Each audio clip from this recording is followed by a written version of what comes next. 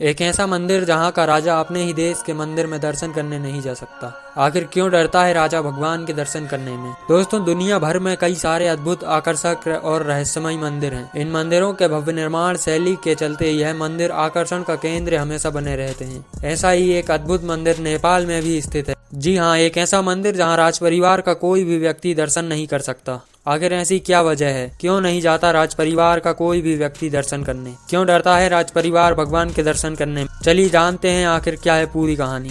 दोस्तों, जिस मंदिर की हम बात कर रहे हैं वह मंदिर नेपाल में स्थित है। नेपाल की राजधानी काठमांडू से लगभग 10 किलोमीटर दूर शिवपुरी पहाड़ी में तलहटी नाम के गांव में स्थित है। यह मंदिर भगवान विष्णु जी का मंदिर है। इस मंदिर का नाम बूढ़ा नीलकंठ मंदिर है। वैसे तो इस मंदिर में भगवान विष्णु जी की प्रतिमा दिखाई देती है, पर लोगों का मानना है कि इस मंदिर में अप्रत्यक्ष रूप से देवों के देव महादेव भी रहते हैं। दोस्तों, बूढ़ा नीलकंठ मंदिर से जुड़ी 2 प्रकार की धारणाएं स्थानिक लेवल पर प्रचलित हैं। ऐसा कहा जाता है कि इस मंदिर का निर्माण लिच्छवियों के अधीनस्थ विष्णुगुप्त ने वर्तमान में जिस स्थान पर यह मंदिर है उस स्थान पर नहीं किया था। इस मंदिर का निर्माण किसी और स्थान पर किया गया था। बाद में 7वीं शताब्दी में इस स्थान पर मंदिर को स्थापित किया गया। और एक धारणा ऐसी है कि एक बार एक किसान इस स्थान पर हल चला रहा था। तब उस किसान के हल में एक काला पत्थर आया और हल इस पत्थर को लगने से इस पत्थर से खून निकलने लगा। जब यह बात स्थानीय लोगों को पता चली तब उन्होंने यहाँ खोदकाम किया तो यहाँ से एक मूर्ति निकली, जिसके बाद लोगों ने यहाँ इस मूर्ति की स्थापना की, जिसे बूढ़ा नीलकंठ नाम दिया गया।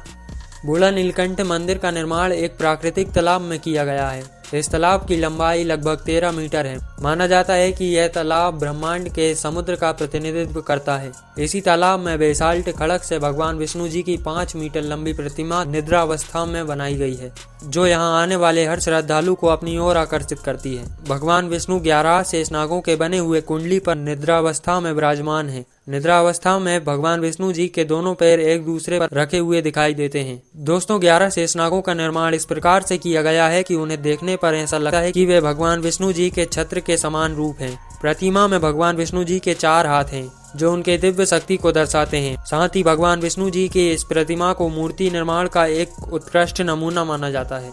इस मंदिर से जुड़ी एक पौराणिक कथा भी प्रचलित है। पौराणिक कथा के अनुसार जब समुद्र मंथन चल रहा था उस समय समुद्र से अमृत के साथ साथ विष भी निकला था। इस विष से सृष्टि का विनाश निश्चित था। इस विनाश को रोकने के लिए भगवान शिव जी ने विष को अपने कंठ में धारण कर लिया था। विष को अपने कंठ में धारण कर लेने से उनका कंठ नीला पड़ गया था। तभी से भगवान शिव जी को नीलकंठ के नाम से भी जाना जाता है। दोस्तों, इस कथा के अनुसार विष को अपने कंठ में धारण करने से भगवान शिव जी के कंठ में जलन होने लगती है। इस जलन को कम करने के लिए भगवान शिव उत्तर दिशा की ओर जाते हैं और एक पर्वत पर अपने त्रिशूल से जोरदार प्रहार करते हैं। इस प्रहार के कारण उस पर्वत पर एक झील का निर्माण होता है। मान्यता है कि अपने कंठ में होने वाले जलन को कम करने के लिए भगवान शिव जी ने इस झील का पानी पिया था।